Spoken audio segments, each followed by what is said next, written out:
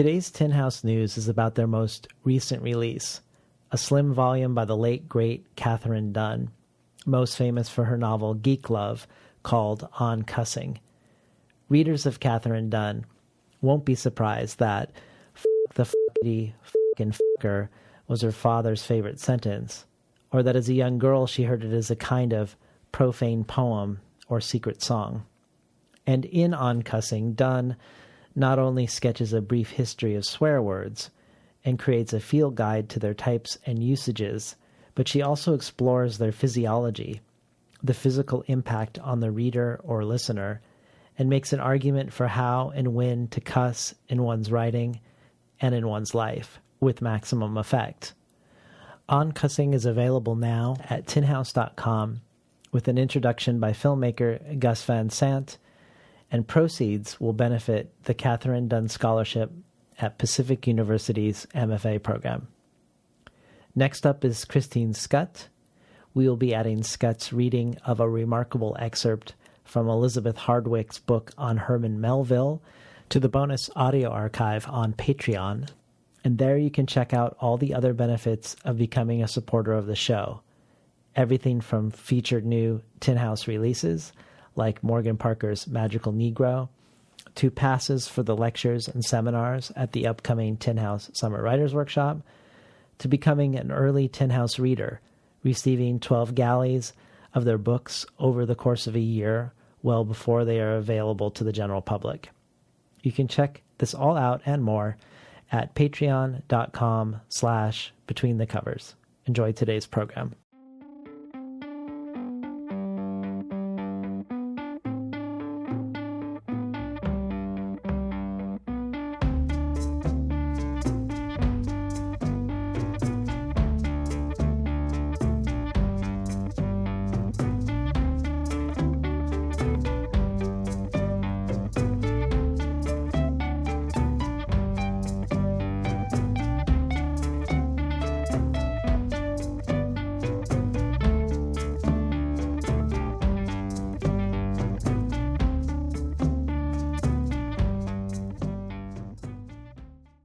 Good morning and welcome to Between the Covers. I'm David Naiman, your host.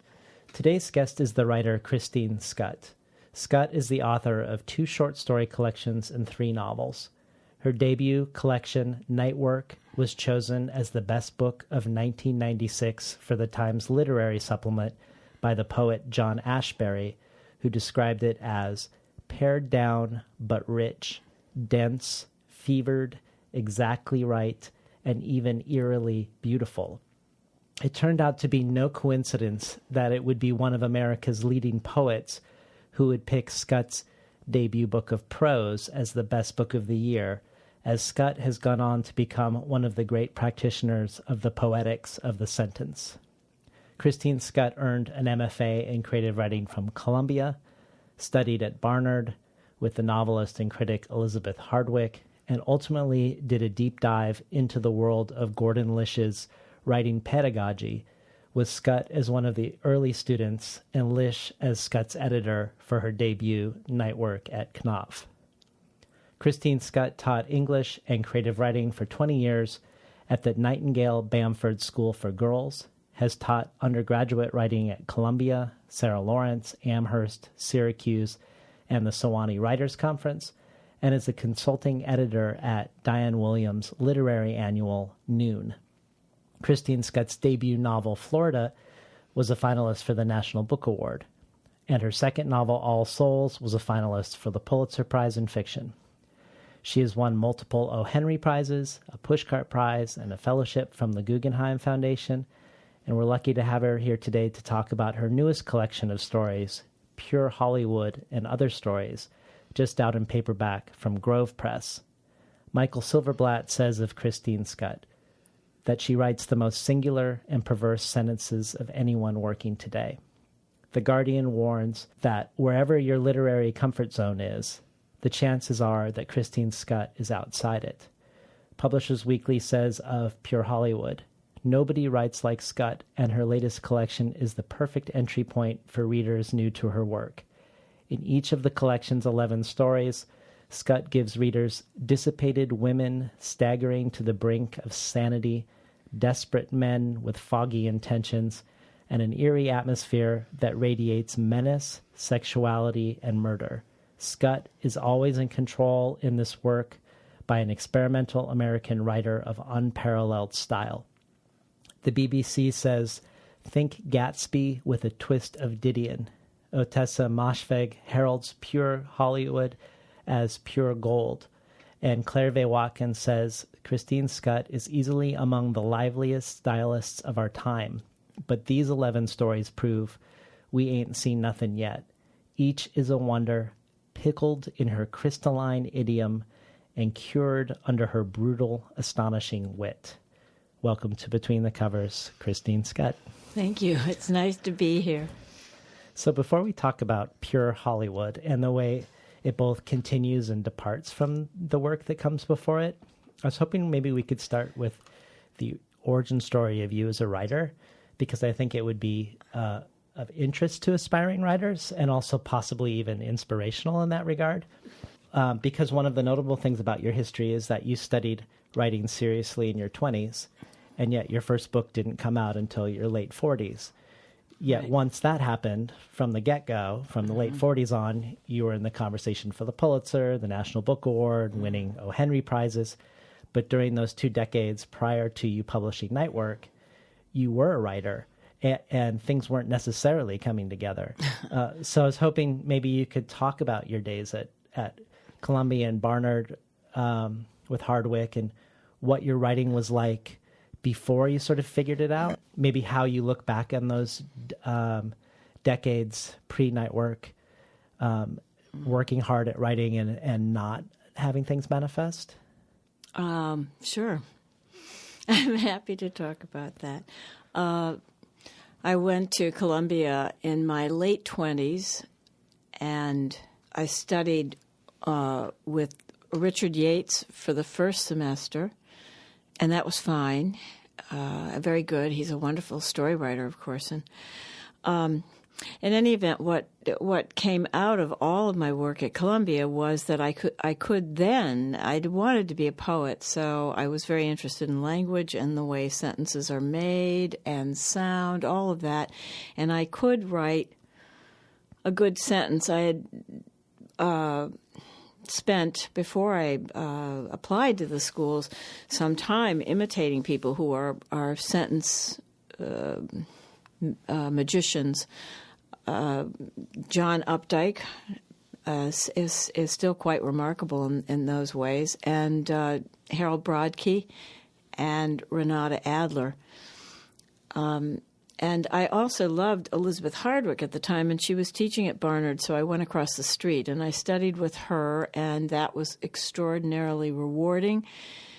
And I wrote short things for her, and in any event, the long and the short of it is that while you can write a very, very good sentence, you don't necessarily know how to put them all together to tell a good story. And that was my problem. I would start out with a very in a strong way, and then the story would sort of dribble away. I was trying to write Ann Beattie stories. That was a disaster. In any event, when I left Columbia, my last meeting, I remember there was a woman who, Hannah Green, who said to me very much what I'm saying now is, you can write very well, wonderful sentences and so forth, but it may take you 20 years to figure out how to tell a story. And in fact, that was true. And I'm not sure I would even know how to tell a story if I hadn't met Gordon and studied with him. In any event, in the meantime, because I've since in teaching in different places met other people whose story is very much like mine. That is, they did well in school and in their MFA programs, and they left, and they still couldn't quite get something to work. That was my case during the time I was married, and then after I was married, I kept on writing and failing, but I did write, and I do think you get better. Maybe it's just a sentence, but you do get better. So in any event, after I was teaching, I had 2 boys, and by the time I met Gordon, I had been through enough experiences, not all of them happy, to figure that no matter what happened in his workshop or what he said, and he could be very brutal, I wasn't afraid. Yeah. You could say anything. And but all that work on the sentence actually paid off, and I've met for the first time somebody who felt that was really all you needed was a sentence. Nobody had told me that, and he made the whole process very, very easy, just by following his very simple instructions, which were, once you land on a sentence that is going to cost you something and that is interesting to you, your only obligation is to look at it long and hard and to find out how you're going to, what term in that sentence is the strongest and how you can capitalize on it. Take it up and turn it around. In any event, it was a very liberating, wonderful time in my 40s, but when I was told in my late 20s it would take me 20 years, that's devastating news, because at 20 years seems a long time. Well, before we sort of unpack what you learned from Lish. Yes. When you were under Hardwick, yes, you did write a novel. Yes. And she told you you should join the large club of writers whose first novels get put away buried in a desk drawer. Yes. What was that novel like? And have you ever looked at it again? I've never looked at it again, but it's very much a lot of the same stories, far more autobiographically relayed, that I took up when I studied with Lish. I do think a lot of our material, we don't forget it. It comes back, and it comes back in remarkable forms. It took me a while to see that in Night Work, my very first story was a story that I had been trying to write at Columbia some 20 years before. So that was interesting to me. You take up the same material, but by then you know how to perhaps manipulate it in a way that's really going to suit, and that's what happened. You've also, in other interviews, talked about an abusive relationship you were in just after you got divorced. Yes, as being sort of a turning point for you in your writing life. Yes. When he took out your work and started mocking it. Yes. What about that experience shifted things for you? Yeah, those are very, very, very difficult times. This was a person who was verbally abusive, although he certainly had the capacity to be physically abusive. And he did take my work out one evening and started to read it, and not read it too much aloud, though, and a little bit to himself, and make fun of it. And I thought then, of all the things that had been said to me, and all of them I believed, stupidity and so forth, I didn't believe he believed what he was saying, actually. I just, for some perverse reason, I didn't believe it. And it was comforting to me that at least I still held on to that I thought, no, I don't think it's so bad. And I don't think you think it's so bad. But certainly living with someone like that, you either, well, they're either going to kill you or you're going to kill them in some way. So that was my experience. initially, when he took it out of the drawer, of course, you're terrified. But anyway, that worked out well. Uh-huh. Well, when you were living in Portland a couple years ago, yes. teaching as part of the Tin House Portland State collaboration, you were telling me about the unique proposal that Gordon Lish made to you around your apartment. And I would love it if you would just share that and maybe a little bit of your remembrances of those early days. Yes. So what did Lish propose to you when you started flirting with the possibility of studying with him? Well, it was very hard. I didn't. My meeting him was somewhat serendipitous, as it turned out. I'd been reading stories and discovering that the man behind the stories was someone named Gordon Lish, and I then had tea with a woman who was actually studying with him and whose stories I liked. And but to find him or to figure out how you were going to get into these things, I didn't understand how any of that worked.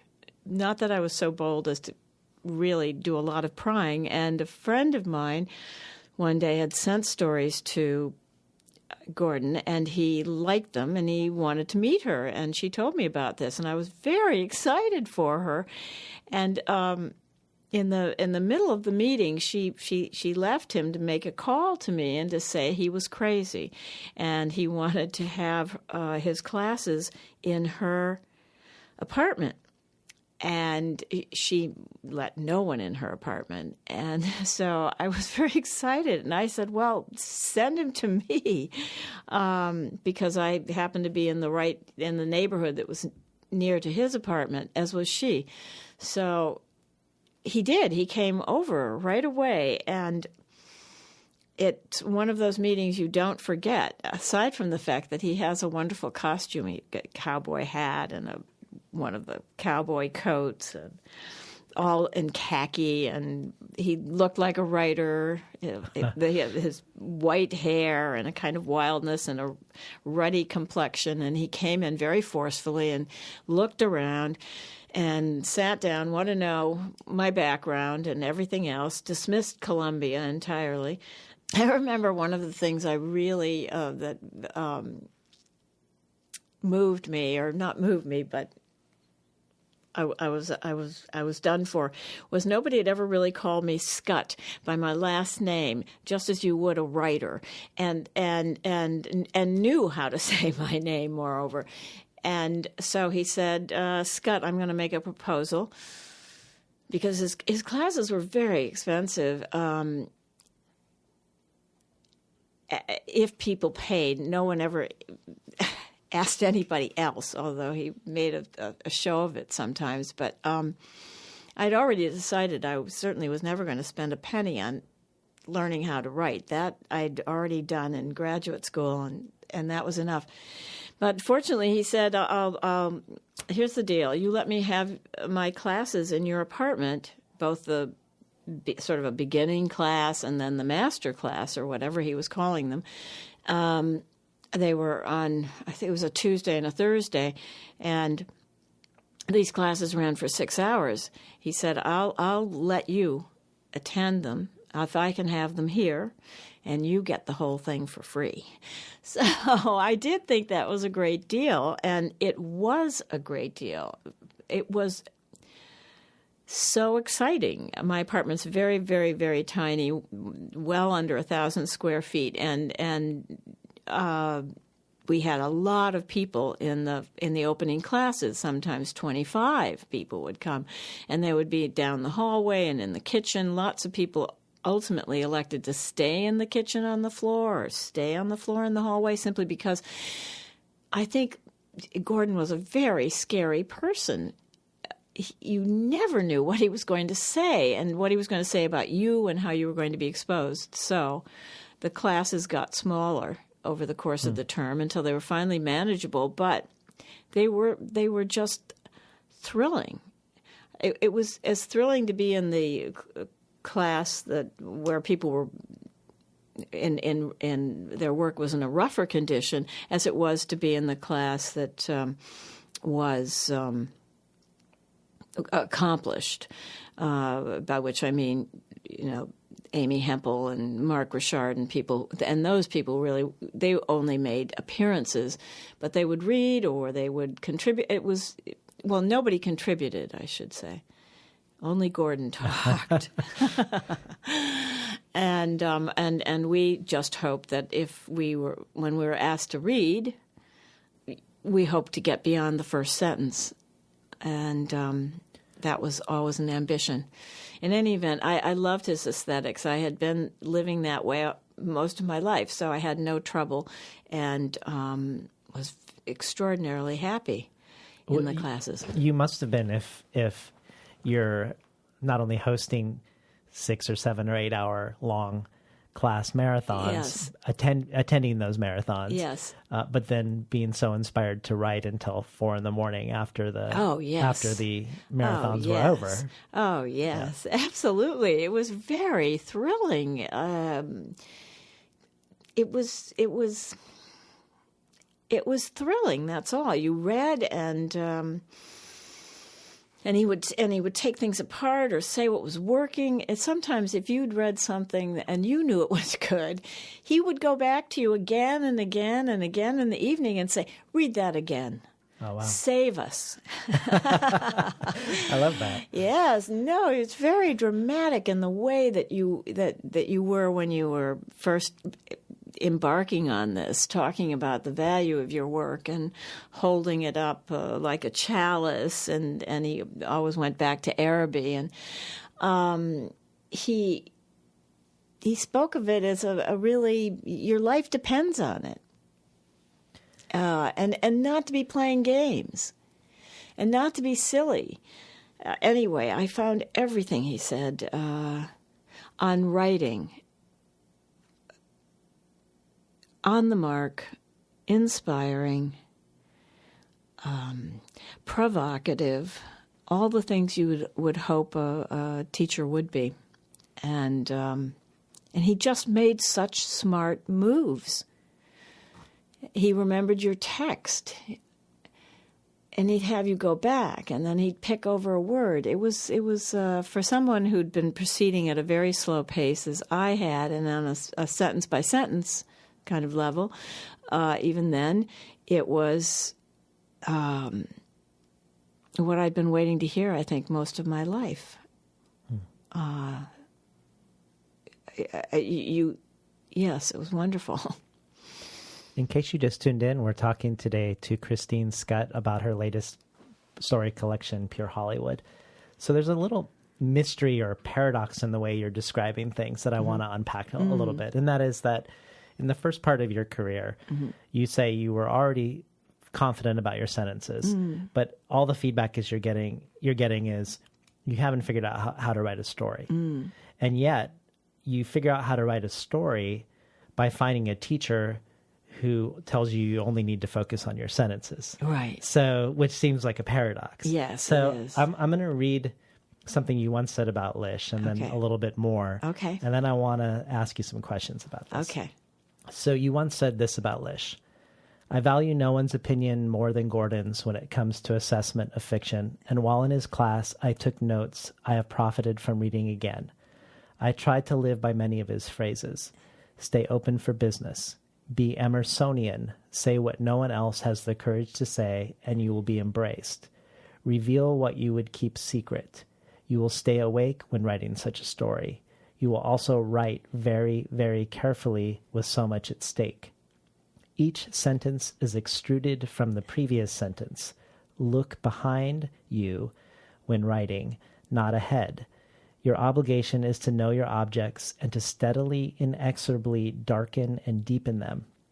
So I was hoping we could unpack this idea of the next sentence being extruded from the previous, that to figure out where to go next involves a counterintuitive move of looking back instead of forward. So like when Diane Williams was here and she was holding forth Gary Lutz's essay, The Sentence is a Lonely Place, is perhaps the best description of Lish's language worldview and also of this move in particular. And while Lutz talks about the sentences of many writers, from Barry Hannah to Sam Lipsyte, you're sort of the star of this essay. and his most recent one also, The Poetry of the Paragraph. And he spends the most time examining and revealing the mechanics of your sentences. And he describes this Lishian technique of looking backward, which I think Lish called consecution, as and this is Lutz's words, a recursive procedure by which one word pursues itself into its successor by discharging something from deep within itself into what follows.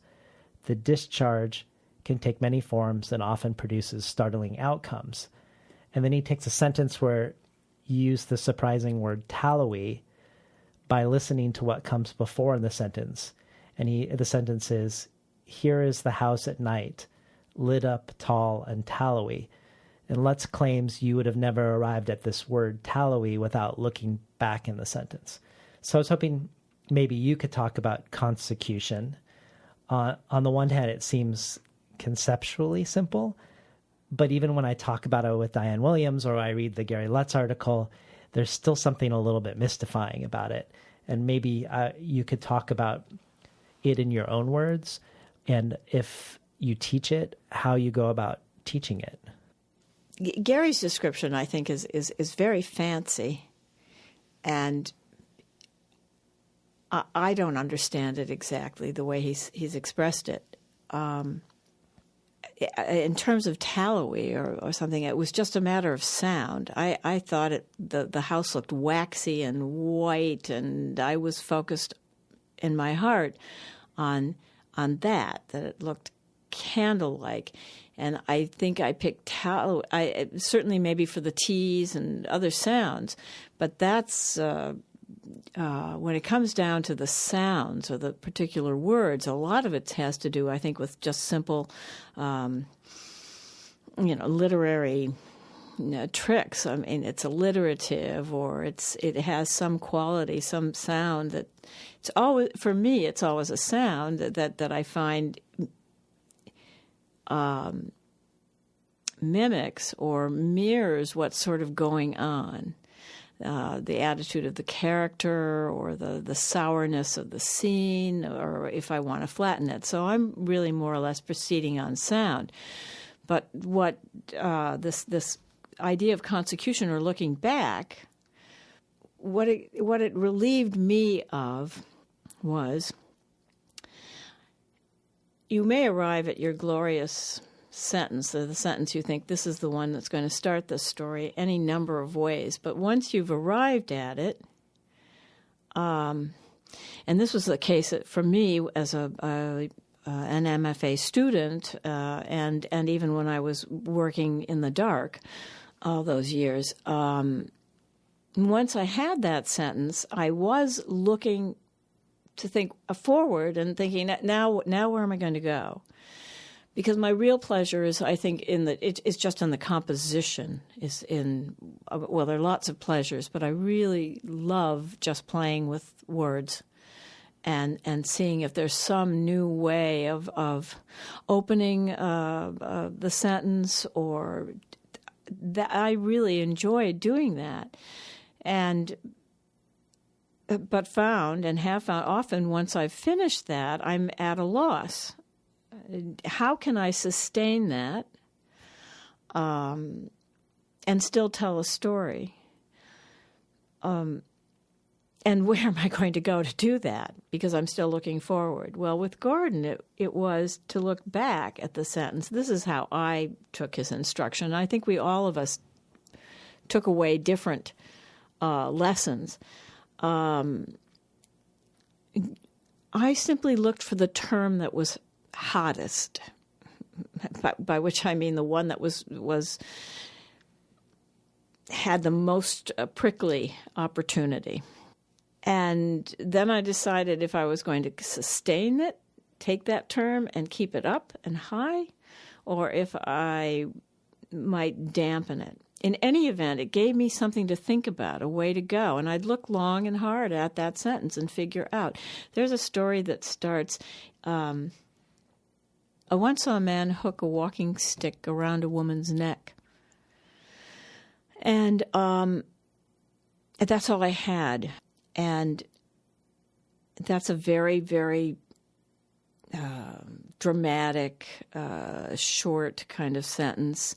It has a lot of the K's in it. It has those sounds. And I looked at that for days, really, thinking, I don't want to go on with the hook. I don't want to go on with the man. I don't want to elaborate on the neck.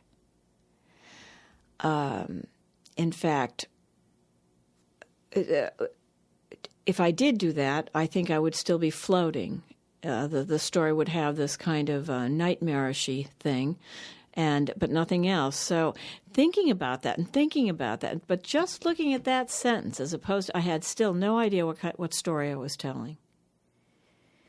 I just had this vision, this image, and anyway, around the third day, I suddenly decided I'm just going to go flat and give myself feet and say where this is and come down in terms of the language. This was da-da-da-da-da-da-da-da-da. And then in that way, I could still sustain a certain grave quality, seriousness, but I wasn't in that hot place anymore. I'd pulled away from it to give us a little background, and now I had other room to play. But in the past, I think I would have looked at that sentence, and I might have proceeded too quickly, just simply, okay, now I've got people fighting on the lawn, as opposed to really considering all the elements that I had already just in those few words on the page, and what effect the sentence had, and did I want to sustain it, or did I want to go and dampen it some? So that's how I've used this idea of looking back, particularly when you're stuck for where you are. Obviously, once you started this, there are moments when you just proceed at a lovely clip for a bit. But the simplicity of looking backward is such that I don't see why anybody would go any other way. So you pulled out some sentences that are extruded from other sentences in preparation for our conversation. Maybe you could share Sure. one or two of them. Sure. I picked out, just to start, she walked back to Stetson, enjoying the ka-tack of her shoes against the stone terrace, a sound both slutty and indulgent, right out of the movies. But wasn't Mimi right out of the movies? She was pretty enough, everyone said. Now, obviously, not everyone's going to hear what I hear, but in the opening sentence, what I wanted to do was just get a lot of sound. The sound of this girl moving around in these shoes, that sort of ka-tacky thing they do with the little heel on the terrace, and I also find those kinds of shoes and the sounds that they make are loose sounds, a loose woman sound, so slutty. And so I got the U's, and then I got indulgent, and I got more U's right out of the movies. But wasn't Mimi right out of the movie? So in the end part there, I'm still emphasizing this Hollywood theme, but wasn't Mimi right out of the movies? That's more of the. It's a nice way of saying that she's attractive, in a movie starlet way, let's say. But then the sentence that follows this really has very little interest in sound. It's just sort of almost, it acts out that, for me, in my head, the sort of slutty quality. She was pretty enough, everyone said. It's flat, it comes down, it's sort of throwaway, it was just my idea of changing the tone entirely and sort of the sentence, embodies what I was trying to say by slutty and indulgent and a kind of casualness. And so that's how that littler sentence came out of the bigger sentence. Yeah. Again, I think when I'm working a lot of the time, it simply has to do with the way it sounds. Maybe this is a good time to hear one of the stories from Pure Hollywood. Yep. And I was hoping you would read Where You Live When You Need Me. Mm-hmm. Okay. Where you live when you need me. Out of nowhere, Ella, a mound with no known address, a swaying mystery, swollen hands, swollen feet. Did she sleep in the playground? Ella simply appeared. No phone but a tiny notepad, a tiny pencil. Where you live, when you need me. Like the Mr. Softy sound, Ella drew children to her under the shawl of her arms. Ella was a house in the park for an afternoon that often faded into later. No trouble, any time. Where you live, when you need me. She wasn't a bargain, but she was worth every penny. Besides, Anne Byrne, who first used Ella, said the woman spent her money on treats for the children. How else to explain the matchbook trucks I found in my son's pockets? Ella, I like it. They're happy. Me too, but you need the money. That was a summer when little parts of little bodies turned up in KFC buckets and dumpsters in the city. The summer of 1984, weeks of record heat and brown air, colonies of plague-ugly rats partied under park benches, hauling off big fines, pretzels and buns, acting bold. Ella watched the children by the playground sprinklers, then picnicked in the park when the sun was down and the grass blue, the rats less visible. I saw Ella sometimes in the North Meadow, a squat teepee circled by the Byrne boys chasing the little Fleming girl with the squirt guns, getting sopped. For a while, we fretted over losing Ella to the Flemings. Everyone shared Ella. She had work every day if she wanted. No, Ella said, I don't leave. Then agreed to 2 weeks in July with the Flemings in Nantucket, even though by her own admission she couldn't swim. Ella brought out something in the mothers I knew, brought out something in me, so that we, all of us recklessly employed someone about whom we knew next to nothing in a summer when the streets at night looked greasy and baby body parts were being found. No one who hired Ella that summer ever knew with any certainty her last name, let alone her address. Even the efficient Anne Byrne was unsure. Ella asked to be paid in cash. Anne Byrne probably did know Ella's last name, but she was gutting an apartment on Fifth, taking out walls, putting in new windows, and she was living in the apartment at the same time with 2 boys, 5 and 2ish, which, when I think about it now, was clearly unsafe. The barricades were useless. The boys ducked under. I saw her younger son now toddling toward an open window. What a summer! A third and last reported bucket was found downtown, off Bowery. As with the other bodies, the head was gone. Oddly, no report of a missing baby was ever made in any borough. Maybe the children were from out of state. I came home later than planned one night and found Ella sitting in the summer dark, which was not so dark I couldn't see her, but I wondered why not a light was on. She sat monumentally boulder-like, but alive, hands as big as soup bowls stacked in her lap. Something else. At the end of the season, I stood on a slimy ledge of a waterfall with my younger son when he stepped out, and I grabbed his bib overalls just in time. What were we standing on? Why were we there? We were in the Berkshires, renting a house on a small muddy lake is all I remember. That and the sound of water and its tinkly music, over and over. I believed in God back then, too. And nobody knows where he comes from. We've been listening to Christine Schutt read from her latest story collection, Pure Hollywood. So I want to read another quote by Gary Lutz from his more recent essay, The Poetry of the Paragraph. In it he says, another category of paragraph is one through much of which runs a single dominant unifying vowel.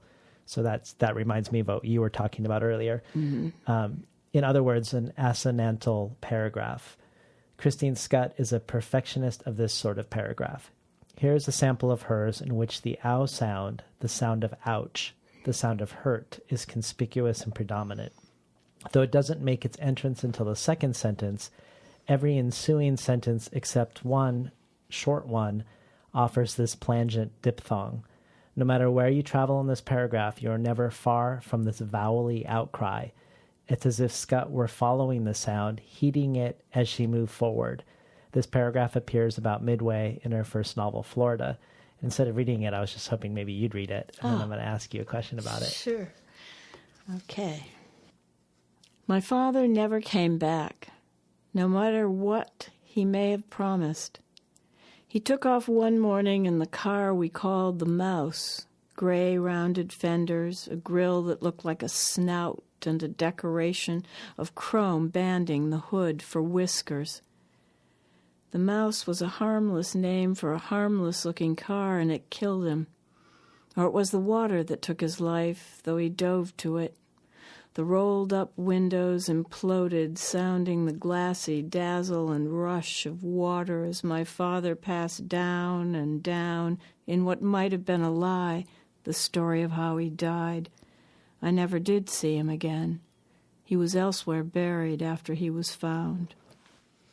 So I had a curiosity, I guess, about your focus on the sentences and Lish's focus on the sentence, and then also imagining you as a teacher in a fiction workshop, where I'm imagining most of your students in a fiction workshop are coming with their primary concerns at the outset being plot and characterization and the building of suspense and believability and story arc, narrative arc, and other sort of larger structural concerns.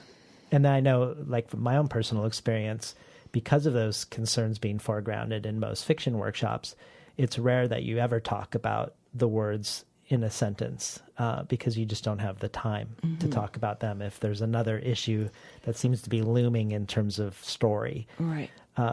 So given that what Lutz is describing, what Lish is describing, and what you're describing, this emphasis on assonance and alliteration, stressed or unstressed syllables, and recursion, a lot of things that are used in poetry, I guess, how do you end up orienting students to this world that may actually even be a world that is completely unfamiliar to them, terminology and otherwise? And is that orientation involve actually reading poetry or having your students read poetry? I don't assign it. I certainly don't assign poetry. I'm teaching a course now at Columbia on short fiction, and have brought in Emily Dickinson when I've been reading Lydia Davis. She has one poem about heart and head towards the end, Lydia Davis does, and it looks like a Dickinson poem, sounds like a Dickinson poem, and Dickinson has, a response to that as well. The heart asks pleasure first and then excuse for anyway. So I bring poems in to show them that there's not that much difference. I brought in the moose when I was teaching a course on that it was called The Novel in Transit, but it was just a lot of novels that take place either in trains or cars or boats, and the advantages and the disadvantages and so forth. But that you can, the moose is on a bus, and all that you can accomplish in a constricted space. So there are those similarities. And then as far as reading the students, when they hand something in, what I'm looking for is the first sentence that I find very exciting. And that's not to say I'm not trying to follow the story and what the students wanted to accomplish, but I'm looking for something that's really alive. And when I find that, often I'll take that and then talk in class about how that sentence is the driving sentence. And if you took off everything else and started there, now proceed, and then you use that sort of Lishian kind of technique. What do I have? What do I have? How can I proceed? And how can, this is what something you used to say, darken and deepen it, which usually means turn away from it. And if I turn away from that line... See, when you say that, I'm like, really? That's what it means? Because when I think of darken and deepen, I think looking deeper into it. That. And you're saying that to darken and deepen is to look away. Well, it's a way of darkening and deepening. The story that I use constantly is Leonard Michael's Murderers. In the opening of the last sentence, I can't say is one that he turns on, but he starts on death. And not wanting to wait for death, and wanting to get out of there and see as much as he can. That's a very dark place. How can I darken and deepen it? Well, I could go to some place that is entirely sunlit and bright and watching the rabbi and his wife making love on a tin roof. But that's a form of darkening and deepening if you consider the fact that for a child, looking at somebody in sexual congress is a kind of death. It's terrifying. So darken and deepen doesn't necessarily mean let's get more blood. It can mean complicate as well. Probably darken and deepen isn't. I should have some darken and just change, or move to another place where that dark stuff is clearly going to seep into the light, and you're going to see how the two things really aren't so far apart. Those two actions. So, yeah, that's how I proceed. And also sometimes in class, and particularly with fiction writers, you do want to ask yourself sometimes, Diane Williams, for example, uses really, really ugly words that I cannot abide. They just make me shiver to see them, but they have effect. Yeah. And that's what she's after. So that when students are using words that I think are just so, they lack any kind of lyricism, they're just awful, it's good to point those out and to ask, what kind of an effect do you want with this? Do you want to just knock us over the head, which is what Diane does sometimes? Or did you just use that because everybody uses it? So that, again, I guess, is an attention to language that a poet would give to language, but that prose writers often don't. Well, even if you don't assign poetry necessarily, or assign poetry often, you've said that when you yourself are feeling language impoverished, you go to poetry. Yes. And what the poets that come back often are Lowell and Dickinson for you. Talk to us about these poets for you, or poetry and these poets for you, and how you can get out of a stuck or flat or undynamic place with your own language by going to these particular poets. You're lifted up by them. You see what they've been doing with language. They seem to have so much energy. You can, of course, continue to beat yourself up, which one does, because you feel bereft of energy. But it can be rousing. And sometimes when you're writing fiction, you remember certain qualities of the poet in a particular poem, and you look that up because it makes you swoon, and that's sort of what you want.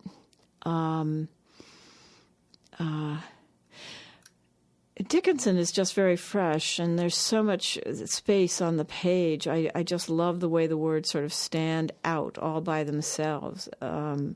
She gives writer permission, I think, to try out something that's unusual, a word in a new place that's not been used in that particular way. And with Lowell, it's I'm just very, for some of my friends, inexplicably moved by what I'm hearing, or the way I would imagine it would be said. I'm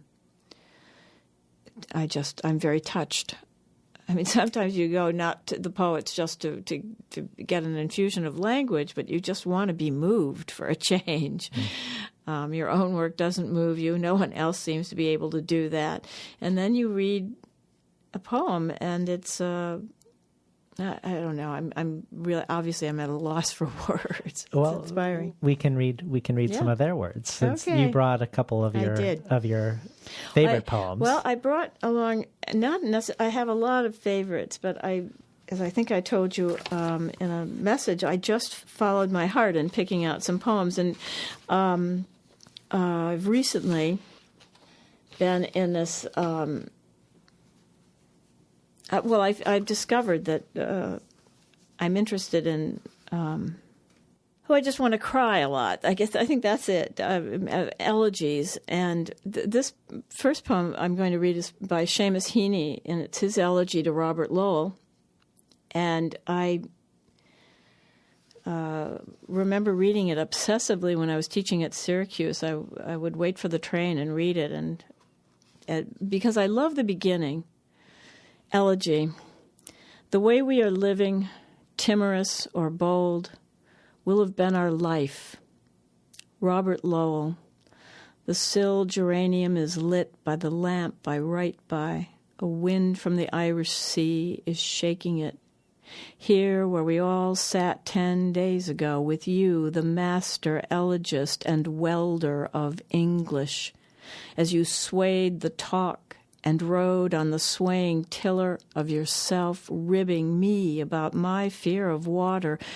What was not within your empery? You drank America like the heart's iron vodka, promulgating art's deliberate, peremptory love and arrogance. Your eyes saw what your hand did as you English Russian, as you bullied out heart-hammering blank sonnets of love for Harriet and Lizzie, and the briny water-breaking dolphin, your dorsal nib, gifted at last to inveigle and to plash, helmsman, netsman, retiarius, that hand, warding and grooming and amphibious. 2 a.m., seaboard weather. Not the proud sail of your great verse. No, you were our night ferry, thudding in a big sea, the whole craft ringing with an armorer's music, the course set willfully across the ungovernable and dangerous. And now a team of rain and the geranium tremens. A father's no shield for his child. You found the child in me when you took farewells under the full bay tree by the gate in Glamore, opulent and restorative in that as that lingering summertime, the fish dart of your eyes, risking. I'll pray for you. And still staying with sea, I love this Elizabeth Bishop, North Haven, In Memoriam, Robert Lowell. I can make out the rigging of a schooner a mile off. I can count the new cones on the spruce. It is so still The pale bay wears a milky skin. The sky, no clouds except for one long, carded horse's tail. The islands haven't shifted since last summer, even if I like to pretend they have, drifting in a dreamy sort of way, a little north, a little south, or sidewise, and that they're free within the blue frontiers of bay.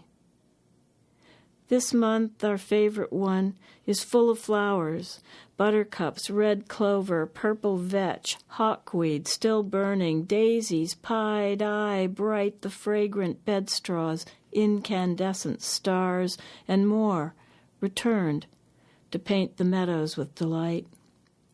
The goldfinches are back, or others like them, and the white-throated sparrow's five-note song, pleading and pleading, brings tears to the eyes. Nature repeats herself, or almost does. Repeat, repeat, repeat. Revise, revise, revise. Years ago, you told me it was here, in 1932, you first discovered girls and learned to sail and learned to kiss. You had such fun, you said, that classic summer. Fun. It always seemed to leave you at a loss. You left North Haven anchored in its rock, afloat in mystic blue, and now you've left for good. You can't derange or rearrange your poems again, but the sparrows can their song. The words won't change. Sad friend, you cannot change. And this last, they're all of a pair. I realized, but they're all not of a pair, but they belong together. This is Robert Lowell himself in an earlier poem from history. For Lizzie and Harriet. It's a poem called Seals. And I love the beginning.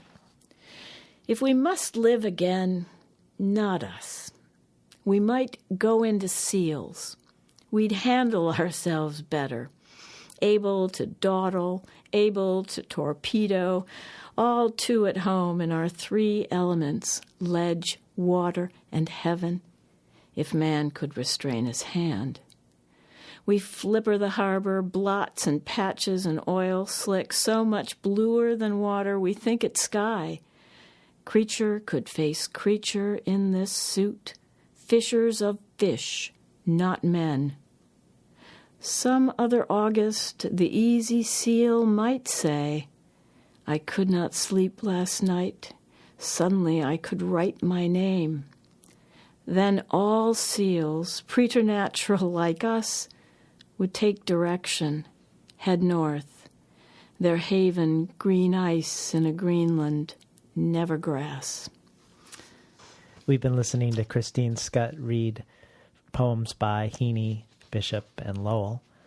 So if we return to your sentences and your language and the lives of your sentences over time, if we look at night work to pure Hollywood, you've said that your sentences across your career have been changing. Yes. And that you aren't packing every sentence the way you did in the past. Right. That your style's getting simpler, that you want things to be, in your words, absolutely clean and fast as it can be.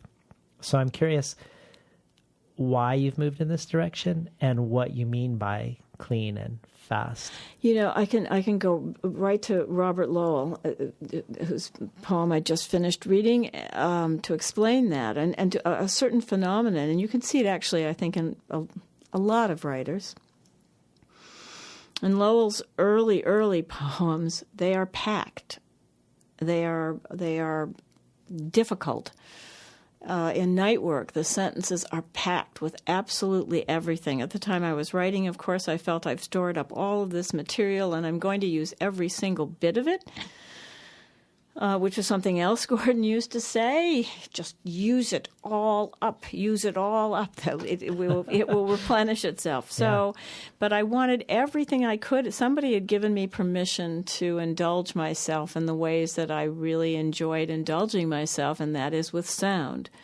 And I wanted that. And so those stories are far more difficult for people. They're elliptical. They make there are a lot of text breaks, and but the sentences themselves are packed for the most part. Occasionally there'll be something very short and sharp, but and then as you move along, I think as a writer, for a lot of writers, you get simpler and sparer. Your story doesn't change. The topics actually don't change, but the language does.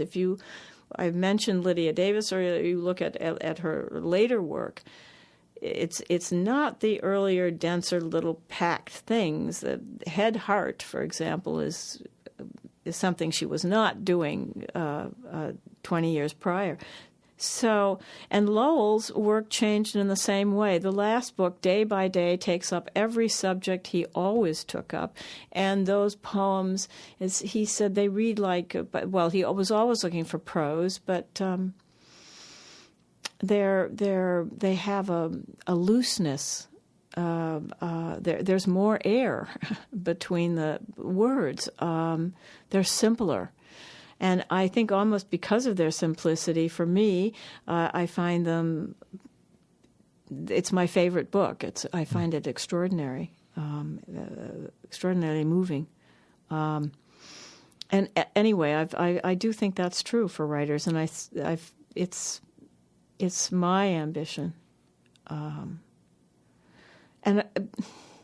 And all the things we've been talking about, language, sentences, and so forth, and you mentioned structure and plot and story.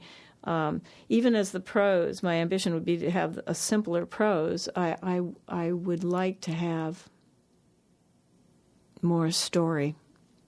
All the things that I have not been able to do. Well, let me ask you about the language getting spare and also this desire for story, because your story, Pure Hollywood, was going to be a novel, and you ultimately decided to make the novel into either a novella or a long short story within a collection. Yes. So it's the titular story in Pure Hollywood. How do you know when a novel isn't working out, or when this novel wasn't working out? And what about it not working made you think it worked better as something shorter and potentially sparer? And what is the process like of distilling down a false start of a novel into a successful short novella? I wanted, actually, even with Pure Hollywood, when I first wrote a little section of it, Diane Williams told me, and she is, I should add, my reader, told me that she thought it was going to be a longer work, that I had more to do on it, which sort of surprised me a bit. And then I started to consider that and attempt that, and in this story, Pure Hollywood, the only thing I really know about Hollywood culture is it's just scattershot business. And I know the desert. I've lived in the desert before and spent time there, and that I find entirely mesmerizing. I love to be there. I love to think about the landscape. I like it a lot, and but I didn't know anything else really, and except my own fantasies about what it would be. I had a brother and sister idea in mind. In any event, I really didn't have a lot, and even when you are working, looking back at the sentence, and you can proceed, you're still at a loss as to what you want to do with these people. And I'd been working for a long time, and I was at a loss. And the other chapters that I had managed to finish seem very, very dead. And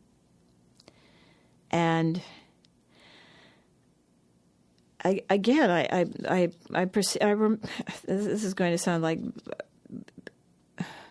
Robert Lowell wrote the same poem in so many different books again and again in a different way, and there was some moment when I looked at Pure Hollywood and I thought, well, I can do that too.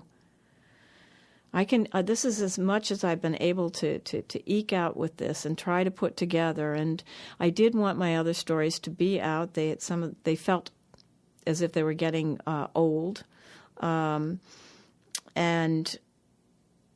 I thought I'm not finished with one of the characters, Arnie Fine. I still find him very, very interesting, but I'd like to think about it a little bit more to know how much of his story do I want to tell and why and where and so forth. And then I thought I can do what Robert Lowell did. There's nothing to stop me from taking this up and writing some other section and eventually finding that all these pieces work together.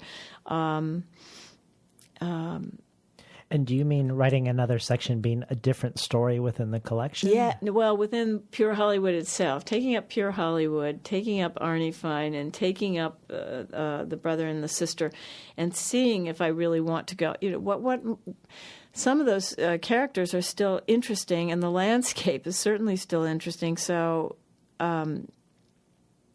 that might happen. Anyway, that's how I consoled myself, by pulling it together and deciding I will just put it in this collection. Do you have a philosophy for story collections? Are they mainly unified by time, whatever stories I've written between such and such date and such date? Or do you feel like you see the collection as a book with something else that's unifying it other than what you've written? Yes. Well, this one with Pure Hollywood, I really think when I say the stories are getting old, they have a certain music. They're sort of all of a piece. The time in which I've written them, this is where I was in terms of composition and sentences and so forth. And I thought they have the same music. And I felt that was true of Pure Hollywood. Whether Pure Hollywood will sustain that sound or go on to be bigger as something separate, that is the long story novella, whatever we're calling it, then maybe I haven't lost that music or something. But in any event, I thought all these stories, they shared that in common. And you're not sure really where you're going to go as far as style is concerned. One of the things I notice is connective tissue across the book is this recurrence of gardening, of marriage, and of parenting. Mm-hmm. And I like what David Isaacs says about Pure Hollywood in the White Review. He said, Schutt understands that a garden is a taming of a wilderness, just as language is a taming of reality, that the gardener, like the poet, the namer, tames the real, hems it in, weeds it, endows it with nobility. And I suspect you weren't thinking of this as gardens and gardeners appear in one story after the other. Maybe you were. But I was curious if your captivation with them is something you noticed after the fact, or whether there was something that you were drawing forth as you wrote each of these stories, sort of in anticipation of them cohabitating.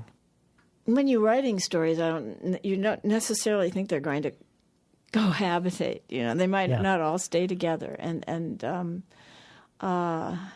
so I don't have the gardens in there. I think the gardens are there simply. It's sort of in the same way that the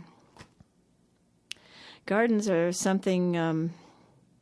All writers have certain things they constantly look at or they like, and they come up again and again, no matter how we want to resist them. And in my case, gardens are often a feature, and the same could be true of houses. I'm very interested in houses and being in different houses and considering houses. I love it, and in the same way that I like gardens. And some of the gardens are fantastical in pure Hollywood. I mean, the garden that the young couple takes care of is purely imagined. Not the actions, but just the cliffs, the water, the everything. So I like gardens. I find them they're very inspiring. Well, I want to read another take on Pure Hollywood by David Isaacs again, and unpack it a little with you, because it reminds me of what you were saying earlier, that the weird move of looking away in order to deepen and darken. So he also said about your book, disorientation is the collection's guiding effect. Schutt's characters are drunk, lost, amnesiac. Her prose is somehow crystal clear and opaque, like the thick surface of an oil painting that both figures a world and arrests your attention with its material texture. It looks at and it looks away from, and it knows in its disorientation that the two are not always so easy to tell apart. To look at the world isn't always to know it. To look away from it sometimes is. I love that, and I was just curious how does that take on your work strike you? It's very fancy. Too fancy? It's wonderful. I'm not sure I would know how to I love what you love too. That's a wonderful idea. Well, I guess when you're writing, you're not thinking that. Yeah. Well, let me lean into that a little as a reader and hear your thoughts. Because when thinking of the ways we can know something by looking away from it, it makes me think of an answer you gave to a question about your work often being described as elliptical. And you began your answer to this description of being elliptical by quoting Eric H. Erickson, who said, quote unquote, reality, of course, is man's most powerful illusion. But while he attends to this world, it must outbalance the total enigma of being in it at all. But then you go on to say that for you, reality does not outbalance the bewildering experience of being in the world. That when you add in the scrim of memory, the most you can do to construct a world is to stitch together sensations of it. Yeah. So I was hoping you could talk a little bit about the merit or value in, or the desire to leave a lot of things unsaid in your stories, to both leave a lot of room for inference, but also, I think, also to demand the work of inference from your readers. Yes. Yes. If you have just enough there in a room, and objects that are threatening, characters who are unbalanced in the moment, you don't have to actually do a lot if you have certain gestures and actions in a scene, and it's that kind of ellipses where the reader should be able to fill in whatever grotesque action they think is appropriate or would follow. When you try to give a reader everything, the mystery of it all is dissipated, and there is no mystery, and it's just plodding everyday stuff. There's a moment in Pure Hollywood where the character is going through this new place she's renting, and she hasn't been able to appreciate it, and she opens a drawer and shuts it, and there are some drawers that are so beautifully made, and the cabinetry is so wonderful, and you feel this great solidity. So it just seemed to me that if she shuts this and feels that the reader should be able to infer a certain kind of well-being that the character feels in that moment, but just from that gesture, as opposed to somebody having to explain it. Or I'm not sure I'm answering what you've asked, but that's the only way I can think of to answer it. Well, you've said your stories. You want your stories to go to uncomfortable places, and I think that's one of Lish's things as well. Yes. And I feel a lot of the discomfort in pure Hollywood for me comes from being trapped in the heads and the consciousness of a certain type of self-reflexive upper class solipsism, but not because we're trapped in that consciousness alone, because we're also made aware of people of other classes on the periphery of the story. Yes. These protagonist worlds are never engaged with directly by the people whose minds we are experiencing. Right. But they rather sort of are on the periphery and only seen for the functions that they provide. Yes. Michael Silverblatt says, the mixture of elegance and perversity is truly grotesque. That is very special. And I feel like that's a good description in a weird way, because I feel like there's a certain queasiness in being with these people, because you make us as the reader aware of the other that these characters aren't looking at. So in a weird way, we're not looking at them. Or, I mean, you're creating a desire for me to look at them, but you're not allowing me to, in a way. And this comes back to the question of what we learn by turning away from reality. But here it is, what we learn by being in the heads of people who are turning away from reality, in a way. So I was hoping maybe you could speak to the portrayal of extreme privilege in this light, which isn't just in pure Hollywood, but also in All Souls and Prosperous Friends. Yes. Well, I think in pure Hollywood, I think a lot of people who are privileged, it's not as if they notice these people, but they can only have fantasies about them. They don't engage them. In pure Hollywood, the father considers his trainer a Chechen, and it's just wet wool coats, and they're loud people, and that's how they survived.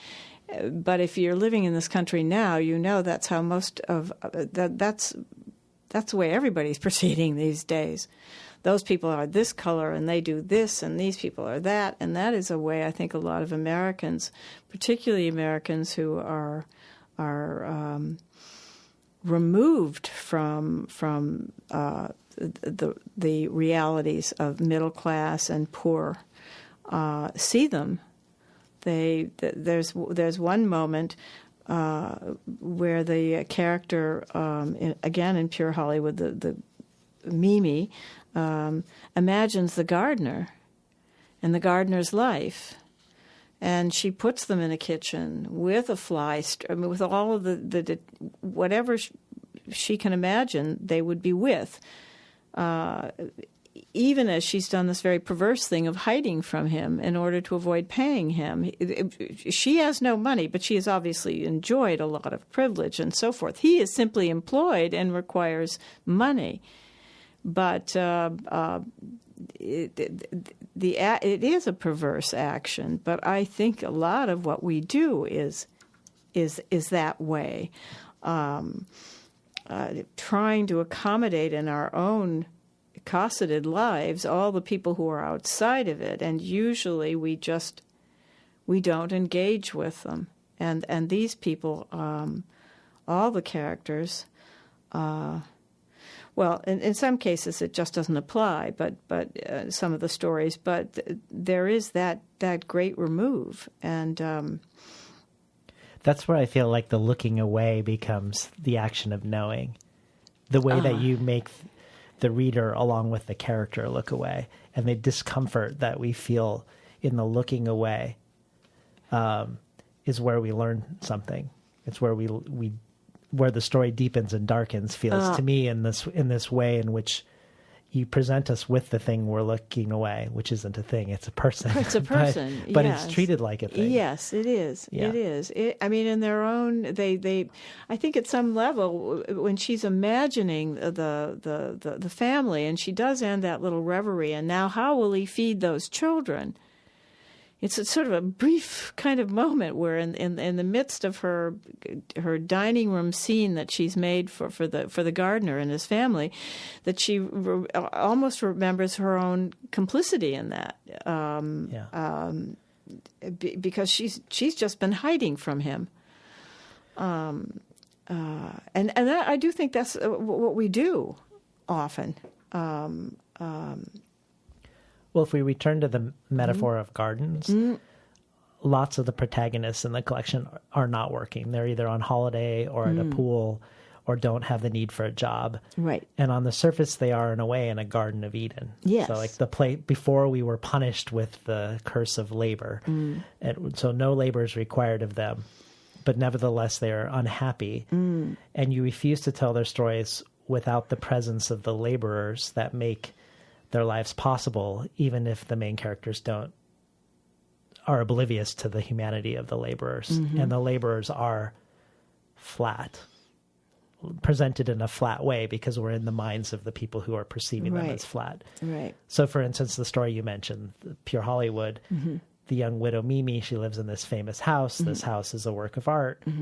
And wildfires are spreading throughout Hollywood, burning down homes. But her home isn't going to burn down because the gardener is literally watering the home and wetting it down. And that juxtaposition of the thought-by-thought portrayal of the interior worries of this rich woman alongside the exterior and mechanical actions of this poor gardener is the source of a lot of the discomfort of reading that story.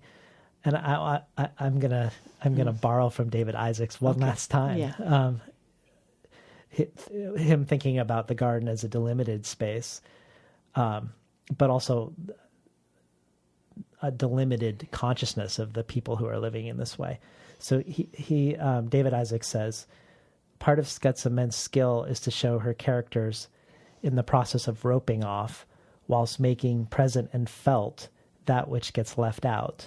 Perspectives are limited, but the world beyond their tight boundaries, an anarchic world of wildness and wildfires, of refuse and decay, of gaudy mayhem, as one character thinks of the muted news that flickers on the flat screen in her all-purpose islanded kitchen, is always present. And I guess when I was thinking about gaudy mayhem or the muted news that flickers on the flat screen or the all-purpose islanded kitchen, it made me wonder if your stories ever begin with the horror of the never-ending news stream. If you ever find yourself writing a story motivated by message or by outrage rather than by sound. Do you ever feel like you're looking head on and motivated by something that you're experiencing in that way as a impulse, especially when you're thinking about how you want more story in your stories?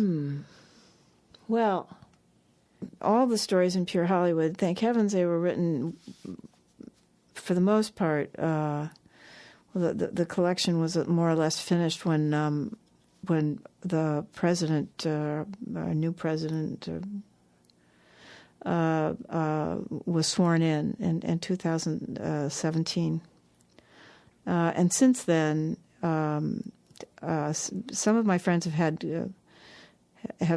had no trouble, I think, writing, but I've had a lot of trouble because there are such terrible things happening, and it's very, very hard to know how to.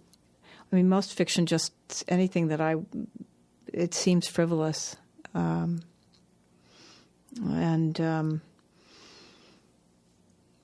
sort of beside the point. The suffering that's going on in this country is just immeasurable, and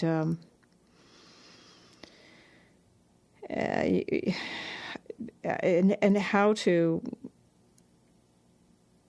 include more voices and to try something new and to go elsewhere in the fiction is it's very difficult. Do you have a post Pure Hollywood project? I have a couple.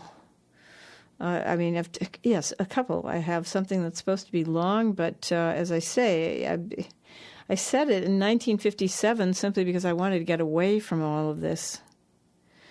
But that still puts me as a white middle-class woman in 1957, which is an even more cosseted period in many, many ways. And so I've had a lot of difficulty with that. I've just been not very interested myself.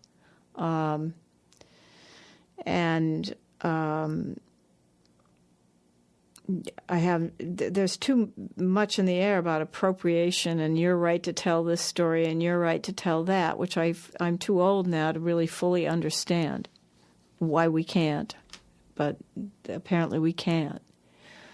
And moreover, I feel almost presumptuous now in trying to take on any of the stories of the people who are in this country working hard and who are solipsistic in their own way, but not in the way of most of my characters. I mean, which is a kind of solipsism, I have to say, perversely, I'm interested in. I'm interested in very, very rich people who do the stupidest, meanest, cruelest things. Why do they do that when they have such privilege? That's always been of interest to me. It's not of interest to anybody else. They can go to hell. But I just don't understand that. And young people, particularly, who would be self-destructive in the face of that. I live in New York City, and I see that, having taught many people who are privileged and self-destructive, and it's interesting to me. Why? What's interesting in this question of appropriation, when I had Claudia Rankin on, she was making the observation that when white people write about race, which is rarely, often they don't at all, and they don't acknowledge it in their work. When they do, they don't stay in their own bodies, that they often will either imagine themselves as, let's say, an African or a slave, and they won't acknowledge that race is also occurring when you're writing as a white person, that whiteness really isn't a default and invisible, but also engaged in this conversation, even when it's acting as if it's not. And in a way, I feel like your work in Pure Hollywood is engaging with race in the sense that, and class, in the ways in which these characters you are staying in the consciousness of these white characters. But you're also ensuring that the consciousness of the people reading them are going to be troubled all the way through. I just don't feel comfortable getting into those other. I don't. As a girl, I lived with different families, so it's not as if I didn't have that experience with people of other socioeconomic classes. Quite the contrary. And I usually found myself most intrigued and happiest in the people who worked for some of my relatives who did not necessarily have the time to raise me. So I've had those experiences, but it still seems extraordinarily, at this time when this is so much in the air, somehow presumptuous. What's happening on the border, for example, and these unaccompanied minors and the horrors of that. I can only engage that as an older white woman. And it would seem it all seems inadequate. Though oddly, like the person watering Mimi's house, I thought of the border and the crisis. Well, I was thinking... So, I mean, all of that sort of goes in there. Yeah. Well, yes, already. but he's just seen... He never has a chance to speak. There are a lot of people like that, well, not a lot, but there are certainly people figures of that sort in the babysitter, for example, not known, and there was something, I really worried about that story because I did have in mind Flannery O'Connor's stories, where these large maternal women would just race aside, were seen as powerful figures, and they might be able to bless us. And earlier, this is becoming rather confessional, but when we were talking about the abuse of a man in my life, when I was extricating myself from that, I had a babysitter, not the size of Ella or anything like that, but someone who I was entirely dependent upon. It was a much kind of closer relationship where we would just sit, and that scene when Ella is in the dark and so forth. In real life, I was sitting in the dark, and the babysitter came in to sit with me, and I didn't know about her marriage, and she had seen things in my house, so she knew what was going on, but we didn't talk about it. And we didn't talk about it, actually. In that room, she sat very close to me and took my hands. So she was a mother to me. But so this Ella character, and at a time when things are terrible, I changed my horrible abusive relationship into 1984 and somebody cutting off babies' heads and doing terrible things, because that's what life pretty much felt like at the time. Mm. And this woman who took care of my children seemed she was my mother. My mother was not able to be of any assistance at the time and was far away, and I depended on her. So, but anyway, the only way I could write that story, or the way it came out, was that way. Yeah. And I know some people felt that was or not some people. There's some critic about Ella, and I don't know. It sort of broke my heart because in my mind, when you're writing these things, you have something else in mind. It doesn't necessarily come out for other people that way. That a character like that can save a lot of women. Or a lot of us. So, could we finish the conversation with another story? Sure. Family Man. Tonight, on the shore of a low lake in a low spot in the Kettle Moraine, black water, churchy trees, Moss sees his concave wife in urgent conversation with their daughter Grace. Sly girl, long hair slung over one shoulder, bare ear cocked close to whatever her mother is saying to her. Grace, all of a sudden, turns on her heel to see him looking at her. Then Grace is standing next to him. With the slightest attention, he has charmed her away from the conversation she was having with his wife, her mother, to walk with him. She talks in a small voice without showing her teeth. Moss moves closer to hear. It may be the way she uses her tight lips, but he can't hear her and bends close to ask, has she ever been in love? When his wife rushes up from behind. So Moss leaves the women and turns back to the house. The next morning, he bolts a split birch trunk together, and it bleeds. Theirs, a country quiet life, is satisfying, or should be.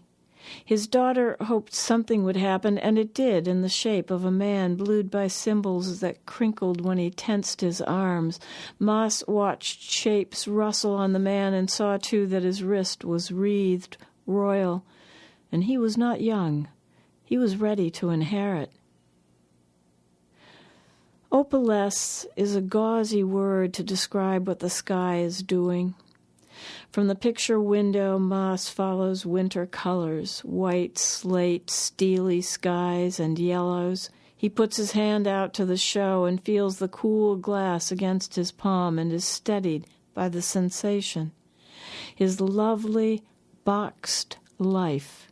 Snow falling outside, very pretty, while he stands inside, well and warm, entirely comfortable in comfortable shoes. The past sleds behind him.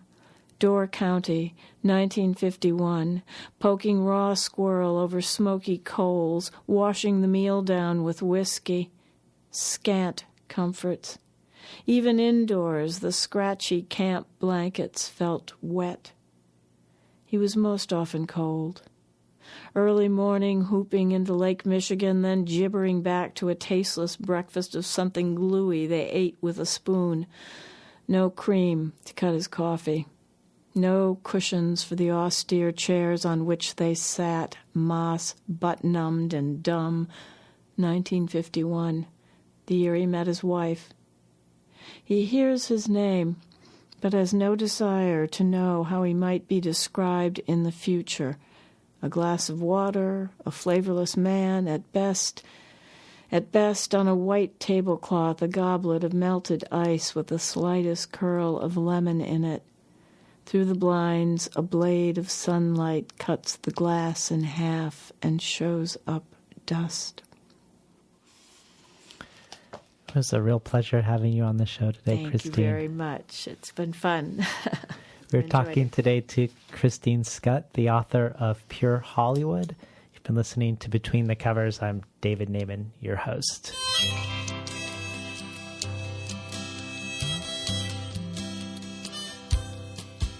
Today's program was recorded at the studios of KBOO, volunteer-powered, non-commercial, listener-sponsored, full-strength community radio from Portland, Oregon, found at kboo.fm. You can find more of Christine Schutt's work at christineschutt.com. And Christine has also recorded for the Bonus Archive an incredible reading of an excerpt of Elizabeth Hardwick's Meditations on Herman Melville. This joins supplemental material by Marlon James, Layli Long Soldier, Carmen Maria Machado, Therese Marie Myatt, Sheila Hetty, Forrest Gander, John Keane, Jen Bervin, and others. And all of this can be found at patreon.com/betweenthecovers.